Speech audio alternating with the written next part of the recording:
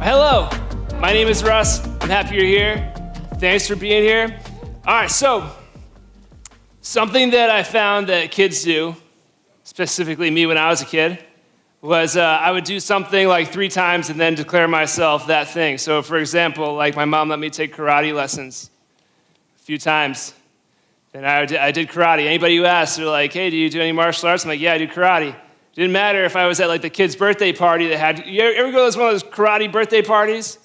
That's the best. And like they'd give like 3 of the best friends those cool masks, and I always wanted to be that guy, you know? But I never got one of the masks. But then I would go home and say like, I did karate because I went to the karate birthday party.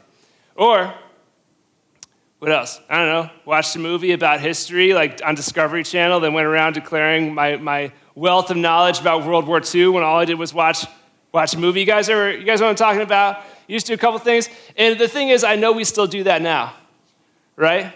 Someone's like, I went on a hike once. They're like, yeah, I love the outdoors. And they bought like the Merrell shoes. They got like the ski poles. Just because you have it doesn't mean you're a hiker. All right, check all your profiles for that stuff. All right, so when I was in like 6th grade, my mom let me take some bass lessons because my brother played guitar, so I couldn't play guitar too because then I'd be copying him. So I took like, I don't know, half a dozen bass lessons, and then it was too hard, so I quit. And then in middle school, 8th grade comes around, and in my middle school, it was required. One of the required classes you had to take in the curriculum was either choir class or band class. And I couldn't play any instruments, so I was being real with myself, so I went to choir. And everybody who like, didn't want to do anything and couldn't sing was in choir. And so my friends, though, had been playing instruments all through elementary school, all through middle school at this point, maybe even taking private lessons, and there was this after-school activity called jazz band. Who are my jazz band people? You guys probably went on to do marching band and stuff in high school, right? Yeah, all right. So these people can actually play instruments. They'd like try out and all that stuff. And I was going around bragging about how good I am at playing bass because of my lessons I took a few years back. And then one day, my best friend from school, Bo, because I had my youth group best friends than my school best friends. And my school best friend, Bo, was like, hey, you play bass, right? Our jazz band needs a bass player. Do you want to be our bass player? I was like, of course I do. I'll bless you with my talent as a bass player. So the next day, I asked permission from my mom. She said it was cool, which I don't know what she was thinking either. And she's here, so I'll blame her.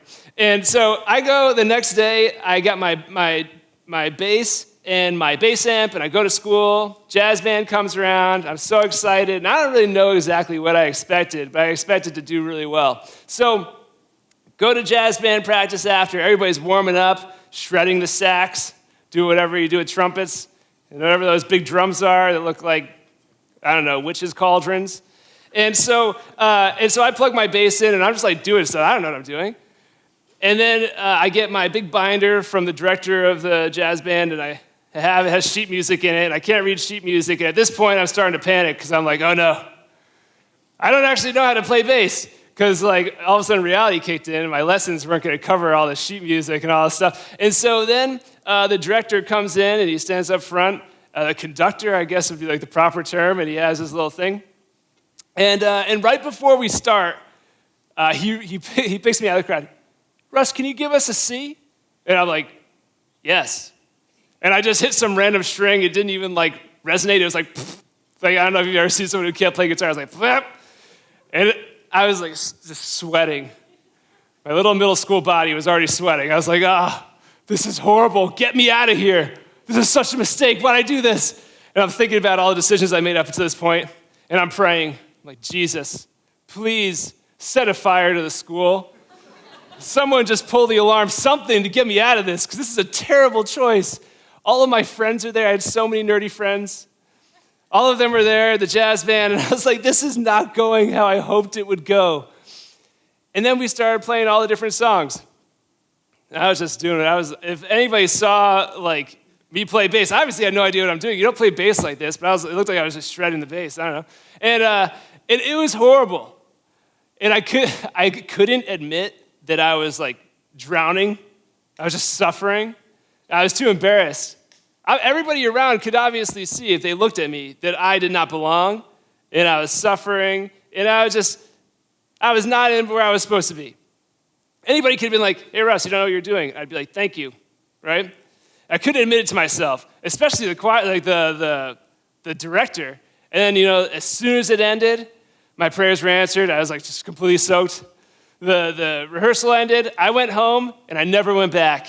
I had to go back to school, though, and face all my friends, which was awful, right? Because they're like, why aren't you coming to jazz band practice anymore? I'm like, I don't know, I'm too busy for that. So in reality, it's because I couldn't play bass.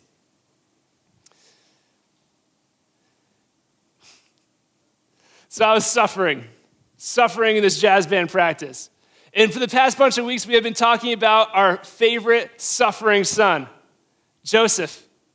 He's this guy who, he was this favorite son of 12 who his brothers hated him. Then he had these crazy dreams from God that showed him that he was going to be bowed down to by his brothers. And so he told them, then they hated him even more. And then they sold him into slavery, betrayed by the people that he should be able to trust, not because of anything he particularly did, but just because they hated him. And then he was sold again to this guy named Potiphar, who was an official in Egypt. And then Joseph, he ended up somehow being this awesome worker. Becomes a man of integrity, he's working great, everybody's being blessed because how prosperous he is in his work. And then his boss's wife tries to propose something to him that would be horrible, terribly compromising if he did it. And he doesn't do it. He does the right thing. And then he gets sent to prison for doing the right thing. So Joseph's life has fallen apart over and over again. His life is not going the way that he wanted it to go. And it's cool because we get to see in Joseph's life, our favorite suffering son, we get to see how in his life, when things were meant to hurt him, when people meant for harm to come to him and evil to happen to him, God redeems it for good. And there's this quote that I've said a bunch of times since we started this. I'm going to say it again right now. Even when humans intend to ruin what God meant for good, he won't let us because his promises are too good. And we get to see over this past couple weeks the promises that God has put in Joseph's life. That first dream, that second dream, those dreams are Joseph's promise. And we get to see how God is going to redeem what was meant for evil for good this week and next week. And that's our conclusion. But we've been talking about this in the form of canvas work, which is a type of artwork my grandma loves. And God has this design for our lives. He's looking at the top of the canvas work. It's canvas stretched over wood. And there's a design in mind, and it's usually stenciled on the top, and you can't see it from underneath, but there's intentionality behind each little thread that goes through, each little needle and thread that goes through. And for us, it's like we're looking at the underside where it's just all strings hanging down, all cut up. It's hard to tell where exactly the strings are going and being connected. And it looks like that. This is a really famous piece of art. It's really hard to recognize because it's the underside, right? We could tell the artist is at work, but it's hard to tell what it is, right? You guys know what it is? Anybody take a guess? Take a guess. I showed you a little bit less last time. Mona Lisa? That's not even close. Don't joke. Roses in a pond. I can see that. That's pretty good. Anybody else? A garden. The Garden of Eden. Is that a famous artwork? I said this was famous. I would say it is famous. That's fair. But I've never seen a painting or a piece of canvas work that was like the Garden of Eden that was famous. I don't know. Good job. Just lying. Sorry. My bad. Just let it go. So God has this intricate design for our lives, and it's hard to see exactly where he's going all the time, but we know he's at work because we can see the underside. It's hard to see the design, where things are being connected.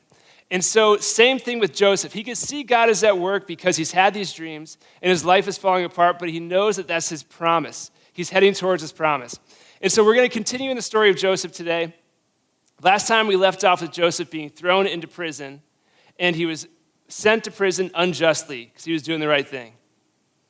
So we're going to pick up right where we left off because I love where we left off. It said, Joseph's master took him and put him in prison, the place where the prisoners were confined. But while Joseph was there in prison, the Lord was with him. So we get to see that the Lord is with Joseph. Even though his life has fallen apart multiple times, even though he lost the job, he did not lose the favor of the Lord on his life. God was with him every single step of the way. And he is with us too, which is awesome. So let's continue on the story about Joseph, see where his life goes, and then we'll keep talking about it. Picking up right where I left off. So the warden put Joseph in charge of all of those held in prison, and he was made responsible for all that was done there. The warden paid no attention to anything under Joseph's care, because the Lord was with Joseph and gave him success in whatever he did.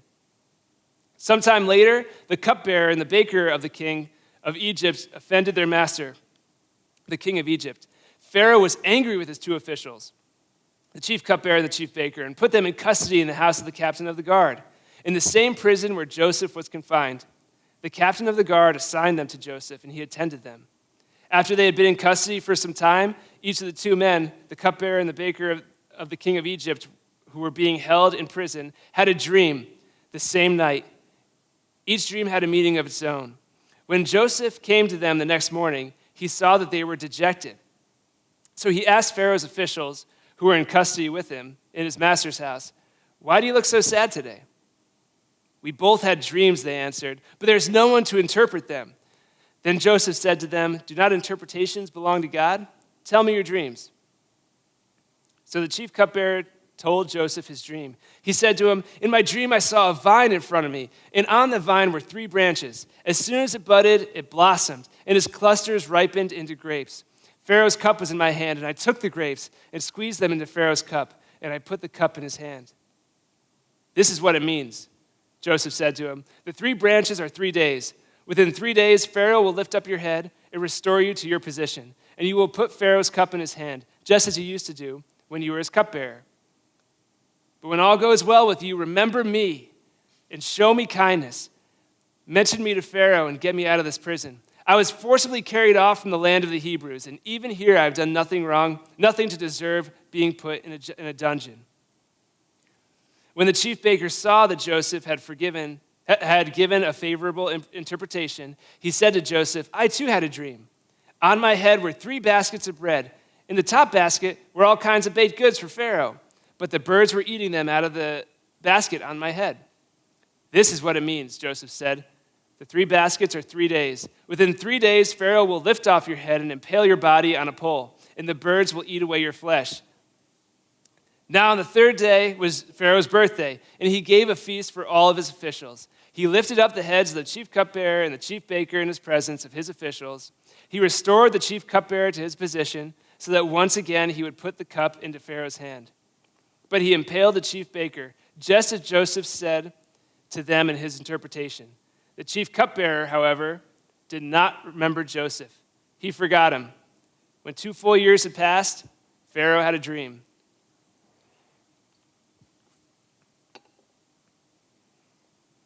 I love ending with that. That's why I really wanted to end. I know I broke into the next chapter a little bit, but I love ending with Pharaoh had a dream, because we know Joseph is a dream magnet. Everybody around him is having dreams, and God brings him from dream to dream to dream. It's so cool. Get to see how God redeems those dreams. So Joseph's in prison, and he knows God is at work in his life, but he's in prison. He's a servant who's been sold as another servant. He's just known as a servant, and he's in prison, and there's no one advocating for Joseph in prison. How is God possibly going to redeem Joseph's life? I know I've been in those situations before. I got no destination. I'm just trapped in my suffering. Joseph's suffering, and he's in prison. And let me tell you something surprising if you don't know, is that Christians suffer. I don't know what it's like outside the U.S. I've only ever lived here, but I think oftentimes we sell this thought of like, come to Jesus and everything's going to be great. But Jesus suffered himself, unjustly as well. So in John 18 and 19, we have Jesus. He's standing before Pilate, and Pilate's the governor, and he's going to be in charge of Jesus' sentencing. We know that he was innocently sentenced to being crucified on a cross for our sake. But what happens is Pilate looks at Jesus, and he looks at the crowd that's saying crucify him, and he's like, I find no charge against this man. And then what does Pilate do? He has Jesus flogged. So if Jesus unjustly suffered, and Jesus suffered, then we who base our whole entire existence and lives off of Jesus are probably going to suffer as well. It's just reality. It's not because that's what God wants or God desires for our life, but we live in a fallen world. And as a result of that, we're going to end up suffering. And even though we suffer, God is constantly weaving that golden thread of favor and redeeming what was meant for evil for good in our lives, which is the best. So Joseph was able to have hope in his suffering because he had his mind set on God. And so that's the thing about suffering, is that we have a choice. There are 3 mindsets we could choose from when we're suffering. We have, number 1 is self-focus. Self-focus leads to disappointment and blindness, and I'm going to explain this in a little bit. The second mindset that we could choose from is circumstance focus, which leads to confusion and anxiety. And the third one is the God-centered focus. And we get this from Romans 5. It's a later verse in the Bible. Romans 5, 3-5, it says that suffering leads to perseverance, perseverance to character, and character to hope. And it's really cool because we can see how this plays out in Joseph's life. We have the spoiled kid, turns into an invaluable worker, turns into a man of integrity, and then the hopeful prisoner. So how does Joseph have hope in his suffering as a prisoner? We're going to take a look at a couple things Joseph does. Try to pull some stuff out of it. So, when we put our mindset on the Lord in our suffering, we see what we could have missed in our self-focused blindness. Joseph could have really easily had this self-focus. He's been like, man, I've done nothing wrong. My brothers sold me, not my fault. Potiphar's wife set me up, not my fault.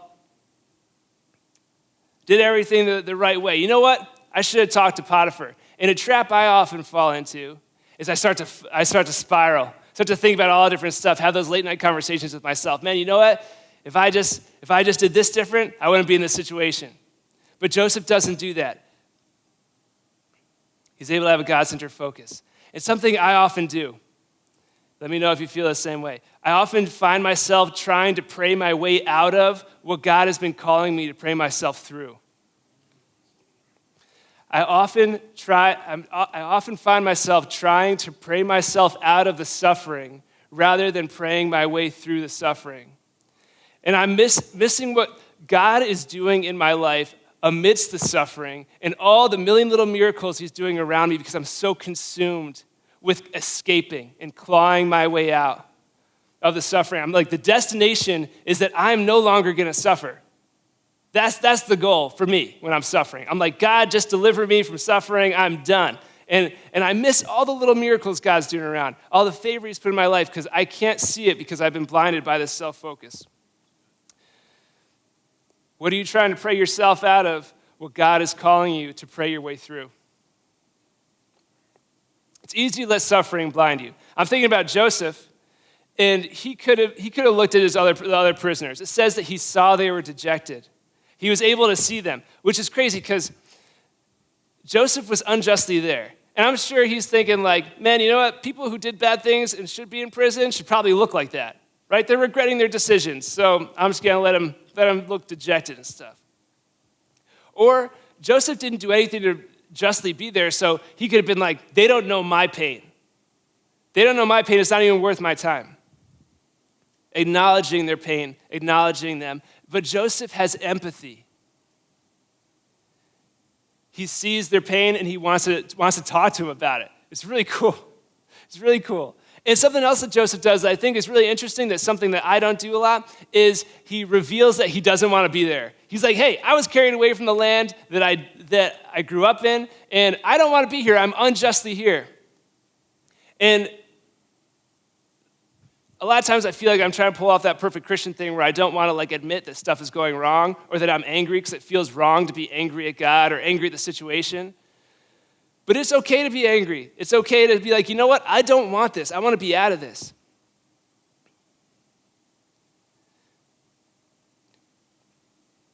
But if your focus remains on yourself, you're going to be disappointed and blind. And acknowledging your feelings doesn't mean you're going to live there forever. It's just acknowledging it so you can move past it.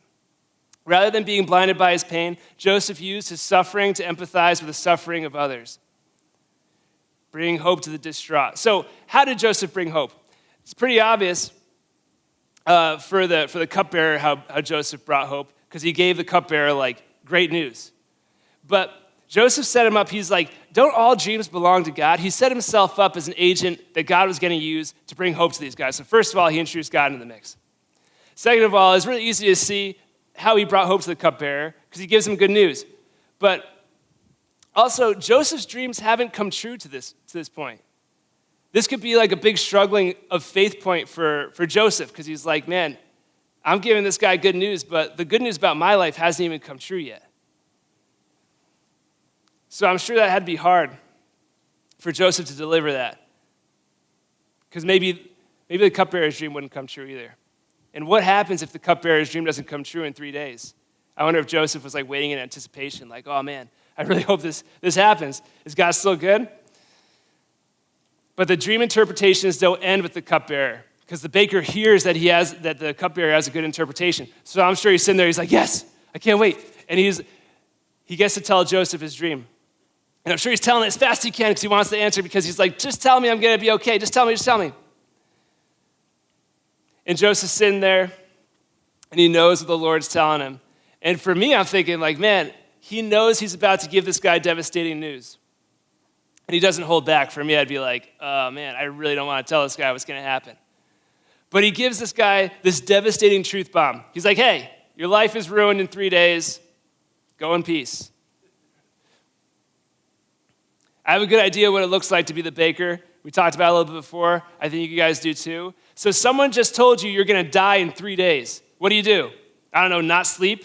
Just stay awake all night? Being in my head about like, man, if I was just a better baker, if I made, the Pharaoh's favorite thing the night before I got arrested, I wouldn't be here. You know what? If I didn't say those snarky jokes to Pharaoh, I wouldn't be here. You know what? If I just kept my mouth shut, if I just did this, if I just did that, that's what I would do if I was the baker. I wouldn't be able to sleep. Those endless conversations with myself just spiraling, being disappointed in myself because of the situation I found myself in, because of the choices that I made. Disappointed because of the way everything turned out. But what's interesting is the baker still would have been killed even without the dream interpretation, right? It is going to happen whether Joseph told him about it or not. Same to the cupbearer. Cupbearer would have been restored whether he was with Joseph or not.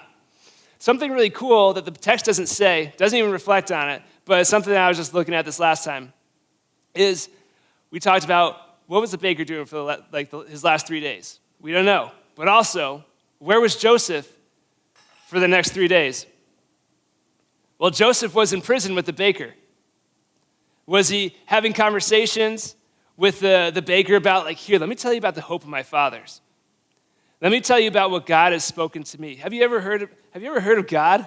This is Genesis. This is a long time ago. This isn't when there's like mega churches and like Stephen Furtick. There's like well-known pastors, It's like, this isn't that time. This is such a long time ago. They didn't even have the Bible. So he's like, all he has is his stories. He has his stories and his memories. And so he's sitting there and just like the guy could have, Joseph didn't control how the guy responded.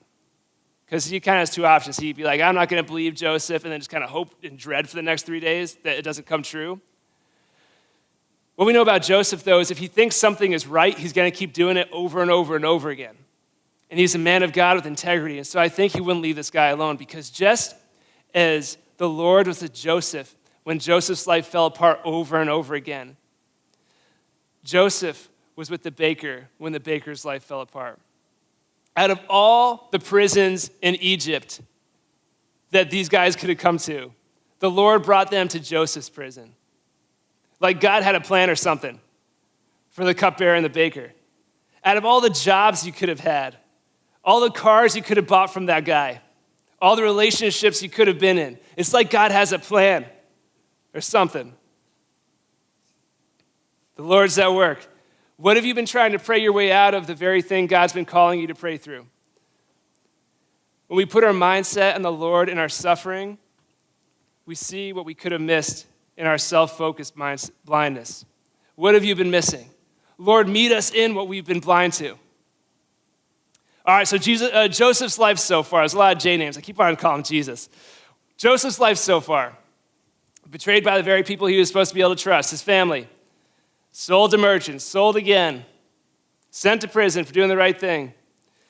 Joseph's circumstances should have left him very confused. He has this promise from God, right? You're going to be bowed down to by your brothers. He should have been confused about this. How am I supposed to be bowed down to? I'm in jail and I don't know anybody. The only people I know were my slave masters. It's not a good spot to be in. He had his mind set on the promises of God. When you set your mind on the promises of God and not your circumstances, there is hope in your suffering. So we know, timeline-wise, from the time Joseph was sold, because the Bible gives us some great timeline right here. I wish it was more specific, but 13 years from the time Joseph was sold into slavery by his brothers to the time the cupbearer remembers him 2 years after he gets out of prison because of the party and the dream coming true. So at the very minimum, Joseph was in there like 2 years and a couple days. I think he was probably in there a pretty good chunk because he was put in charge of the prisoners. Usually that takes a while to build rapport as a prisoner to be in charge of other prisoners, So bare minimum 2 years. And he's in the prison of an official. And all the other king's prisoners are there. So when he finds out that the baker had his head chopped off, whatever, stuck on a pipe, probably a little disturbing, first of all, but I'm sure word traveled fast in the house of an official, the prison of an official, that at Pharaoh's birthday party, they killed this guy that was just in prison with you. And so when Joseph finds out, I feel like it'd be kind of encouraging. He's like, hey, it came true.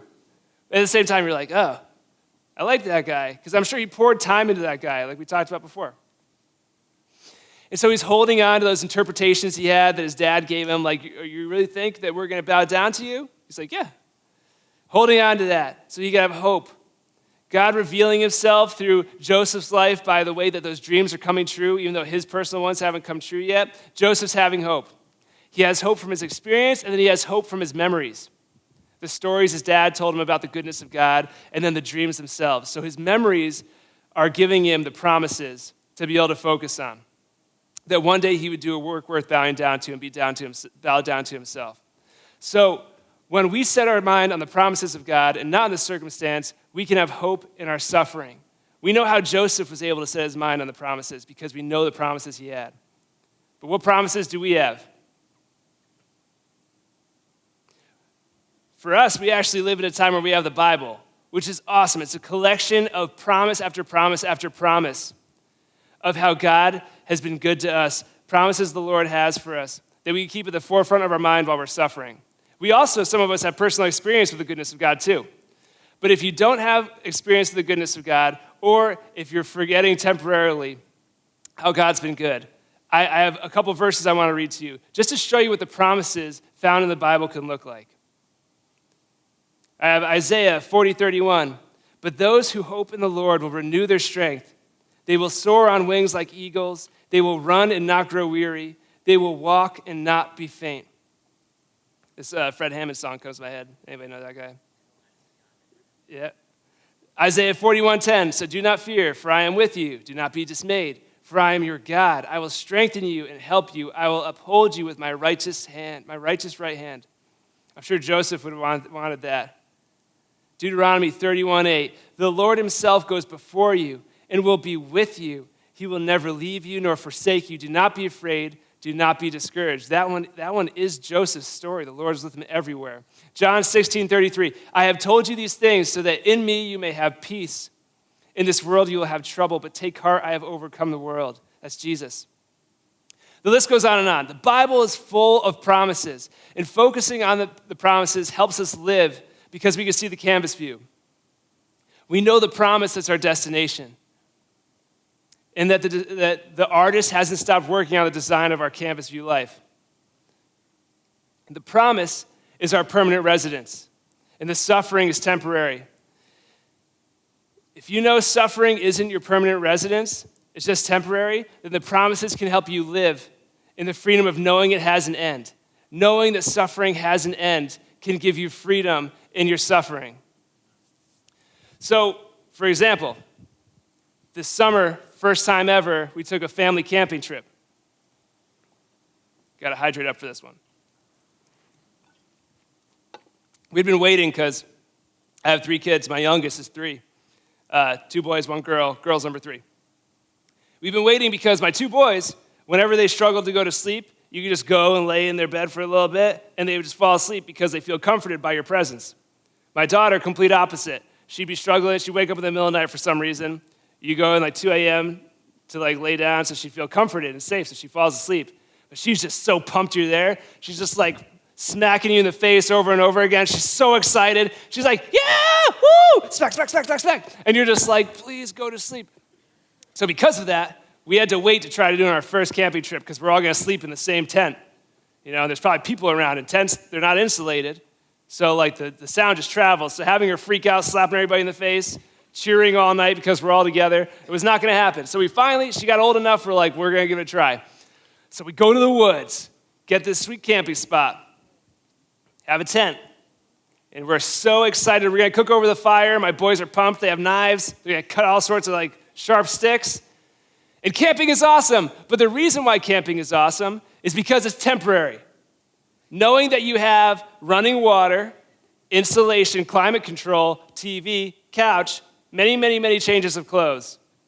Those are all at your permanent residence. Knowing that you can go back to that is the best because sharing a room with a bunch of smelly boys, my boys are very smelly for how little they are, right? So it's like, and then all night, Kiki, every like 20 minutes, was waking me up because in her sleep, she was like, I don't want to sleep in a tent. And then she'd go back to sleeping. So she would like cry, scream about how she doesn't want to sleep in a tent, and then go back to sleep all night.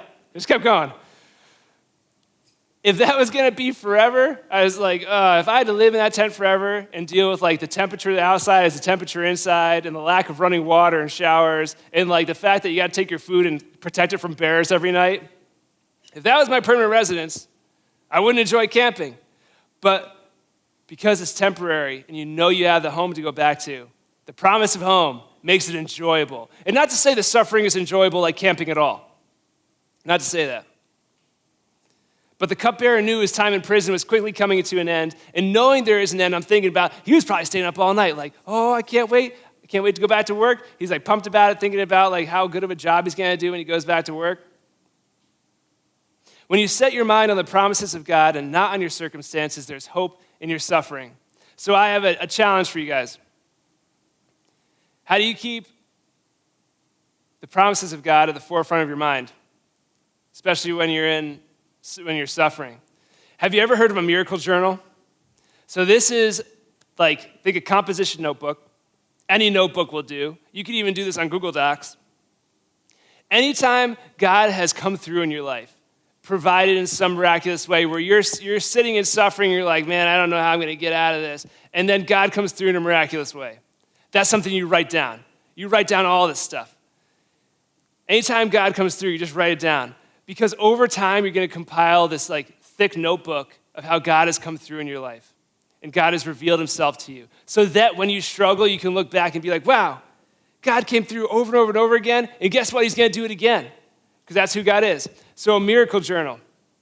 So that when circumstances begin to confuse you and cause you anxiety, you can go back and remind yourself and place your mind on the promises of God. How he's going to turn what was meant for evil for good. The Lord will redeem your suffering because it's not his will for you to live there. Ask him to reveal to you ask him to reveal to you how what was meant for evil turned into good. How he turned it to good. And may your focus be centered on him, not on yourself causing disappointment and blindness, or not on the circumstances which lead to confusion and anxiety, but him who turns suffering into perseverance, perseverance to character, and character to hope. We don't have our circumstances in our control, and it's frustrating when things don't go the way we want, but what we can do is we could choose having a mindset set on God, a God-centered focus, and ask to see the Holy Spirit.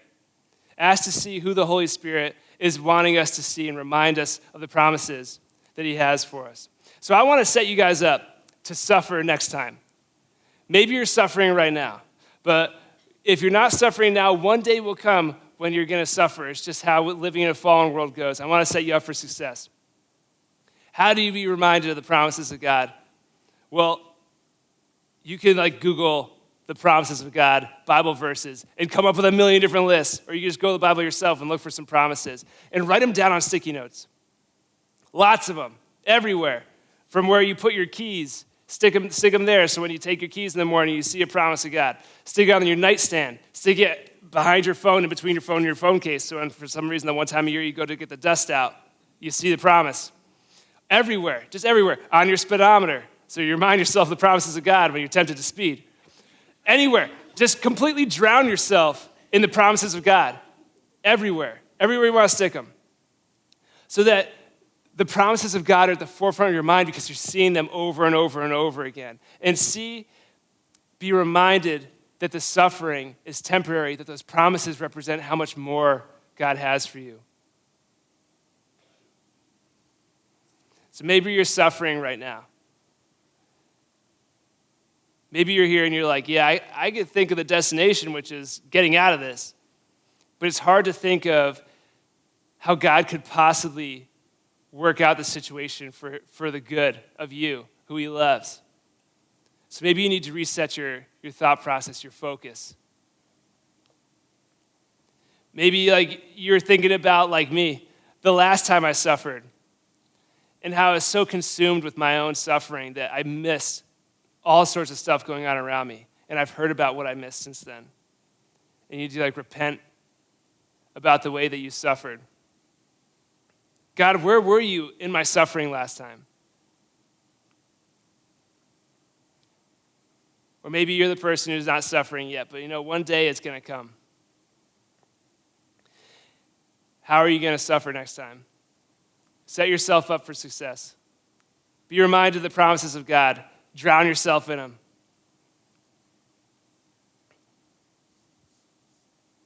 Pray with me. Jesus,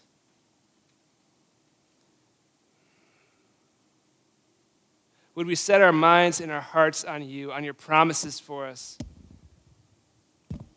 on those around us that you want us to bring hope to, reveal you to? Would you help us share the promises with them? That there's a hope, that the canvas work isn't done, that you have the destination and the hope along the way. Remind us of your promises. And for those who are currently suffering, God, would you just bless them with hope and peace? This suffering is temporary. As we go about this week, God, would you reveal to us the people around us that we're supposed to see, that you want us to pour into, just like Joseph poured into that baker, not leaving him alone, but being with him like you're with us. We bless you in the name of Jesus. Amen.